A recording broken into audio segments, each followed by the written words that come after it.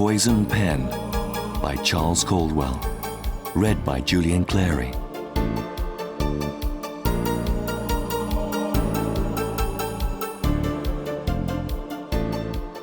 Chief Superintendent Barksfield surveyed the heap of incoming mail with disfavour. He had enjoyed being a hands-on copper for over a quarter of a century and had only accepted this latest promotion with reluctance, principally in order to gain the increase in salary that went with it. His two sons were fast approaching their last years at the grammar school and were both showing gratifying signs of acquiring grades good enough to gain entry to the university of their choice. But, alas, they were likely to gain the scholarships or bursaries that might ease the financial burden on Jim and his wife Teresa, a primary school teacher. The net result was that Jim Barksfield was doing what he had never wanted to do. He was a pen pusher, and successor to the man who had so irritated him over the last few years with his constant obsession with procedures and budgets. Now he was himself that irritant to others, and found the role uncomfortable. Today's batch of letters included the usual lengthy directives on policy amendment and codes of practice, complaints from the public, invitations to speak at WIs and other community groups, and routine interdepartmental memos. He slit the envelopes with the letter opener presented to him by his erstwhile colleagues on his elevation in rank. It was engraved with the legend, "The pen is mightier than the truncheon." The contents he assigned to the stack of coloured trays, which he mentally labelled urgent, sometime, and never. He scanned a letter from Jeff Cotton Mallow, solicitors, to see which tray was appropriate. He read, "We enclosed a sealed letter, part of the effects of our late client Marcus Webb, which the trustees direct should be passed on to the Chief Investigating Officer in the case of the murder in 1981 of the late Geoffrey Marsh. We understand from our inquiries that you are that officer. Please acknowledge safe receipt of the contents, of which it should be absolutely clear we have no knowledge," etc., etc. Jim Barksfield had spent many sleepless nights wrestling with the still unsolved murder of Geoffrey Marsh, theatre critic, celebrity, and self-styled wit.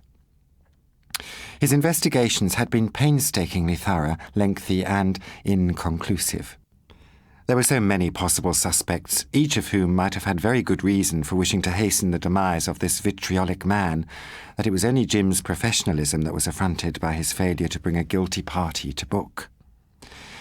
Geoffrey Marsh had been prepared to sacrifice friendship, other people's careers, personal relationships, and colleagues' respect in the interest of maintaining his status as the poison pen of Fleet Street. He revelled in the title, which more sensitive souls might perhaps have found uncomfortable. Countless actors and directors had been heard to wish an immediate, slow, and painful death on him when they found their livelihoods threatened by reviews brimming with personal attacks, scorn, and, most damaging of all, the neat phrase, chosen for wit rather than accuracy, and which lingered longer in the reader's memory for that reason. Marsh happily freeloaded off the great and the good, who entertained him on the basis that they might thereby escape being the butt of his poisoned barbs. However, the moment he perceived his advantage being greater in their demolition, he had no compunction in, as one wag put it, writing off the hands that fed him. Few therefore mourned when he had been found dead at his home on the outskirts of the village of Lower Pelling. The cause of his death was strychnine poisoning. It had been a classic closed-room scenario, and whilst motives abounded, opportunities and evidence appeared non-existent. The only clues had been a series of anonymous letters threatening his imminent execution, which had been cut and pasted from Marsh's own words, printed in newspaper reviews and books. Marsh had taken these to the police, who had been unable to trace the sender. They had all been posted at London main line stations, and the most painstaking forensic investigation yielded no clues. Marsh took the threats seriously enough to spend a large sum in fortifying Narcissus Cottage, to the extent that the emergency services had been unable to gain entry in time to save his life after he had pressed the panic button, when overtaken by the first convulsion. No trace of strychnine had been found in the house, other than the huge concentration in the arched and contorted corpse. The pathologist's report had concluded that the poison had been taken virtually neat, some hours after he last ate or drank. The case had started as a mystery and remained an enigma all these years later. In a final gesture of contempt, he had left his not inconsiderable estate to a publisher with whom he had had a long-standing feud, with the proviso that he should, within 3 years, publish an anthology of my theatrical critiques and essays. To his credit, the publisher allowed the estate to lapse to the state under the intestacy laws rather than yield to the megalomaniac in death. Jim Barksfield broke the wax seal on the back of the envelope, opened it, and removed the audio cassette within. He could not resist playing it immediately.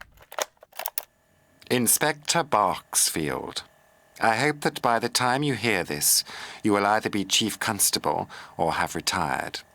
To be honest, I suppose that by saying that, I am wishing myself a long life, rather than expressing a genuine concern for your advancement. However, I am not sure whether I owe you a debt of gratitude or I should congratulate myself on a job well done. Shall we say the latter, as I am sure you are a highly competent officer? I am, as you will now perhaps have realized, referring to the death of the unspeakable and loathsome Geoffrey Marsh. During the investigation of his murder, one of your sergeants came to talk to my late sister, not knowing of her death as a result of an overdose of tranquilizers some months earlier.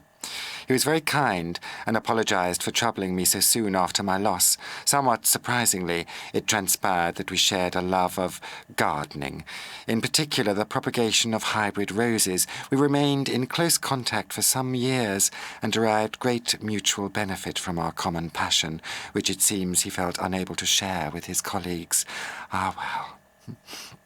Anyway, I digress. He told me that he was visiting a number of people who might have had cause to wish harm to Marsh. My sister had been an actress whose career never recovered from a savage review of her performance of Cleopatra at the London Shakespeare Festival some years earlier. It actually destroyed her confidence rather than restricted the office of work, which was still gratifyingly many.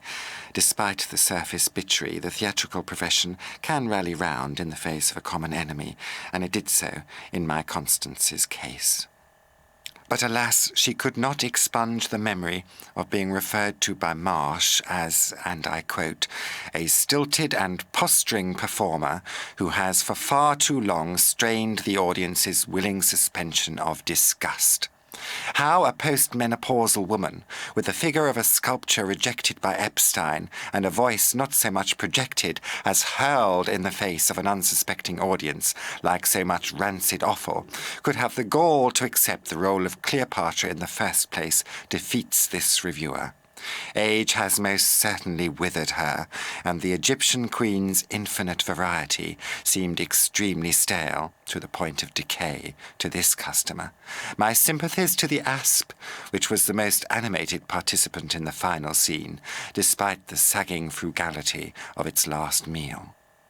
As usual, he had offered the sensation junkies and harpies who feed on the humiliation of others their daily sacrifice, and my darling Constance was never able to shake off the viciousness of the attack.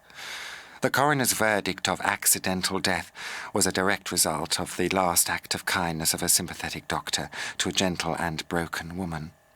My greatest pain was that none of the many people who loved her were able to help to sustain her self-belief in the face of this vile and heartless attack. I resolved to kill the man who had in effect murdered my sister, but I saw no reason to sacrifice myself in order to do so.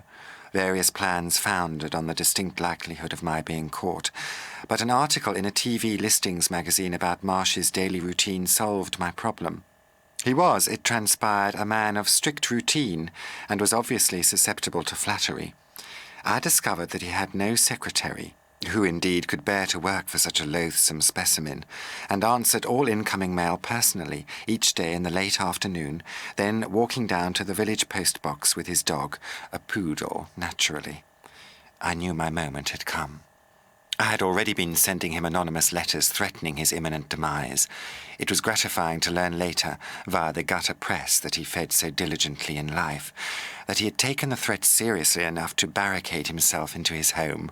My one fear had been that the stomach pump might save his execrable life. I started to write fulsome letters of praise to him, always enclosing self-addressed stamped envelopes. He replied and smugly accepted all my flattery. My final letter enclosed a large colour photograph of Marsh, which I asked him to sign and return.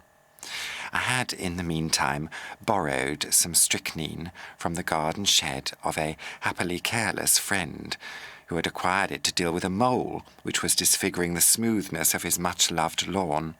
Being rather fond of mouldy warp and his friends, I like to think that I made much better use of the small amount of poison I purloined. I mixed the strychnine with a soluble gum, which I coated on the flap of the envelope. When the envelope returned, I was able to dispose of the evidence of my execution, having achieved my objective without ever, to my knowledge, having the unpleasant necessity of coming anywhere near my victim. Obviously, I had never been able to claim credit for the finest act of my life, which had been a source of some slight chagrin over the years, although I have never for a second regretted what I did. Somehow, though, I need to let knowledge of my deed live after me, even if only in your mind. Whether you choose to noise my guilt abroad is a matter for you, Mr. Barksfield. Part of me would like to protect my sister from the stigma of suicide. Another part earnestly desires the exposure of her vile murderer. As for me, the bubble reputation troubles me now not a jot, I suspect. As Cleopatra's handmaiden said, the bright day is done, and we are for the dark. Jim Barksfield listened to the static hiss of the tape for a few seconds before turning it off and rising to look out of the window. A moment later he sat down, put the cassette into his jacket pocket and lifted the first of today's pile of letters from the urgent tray.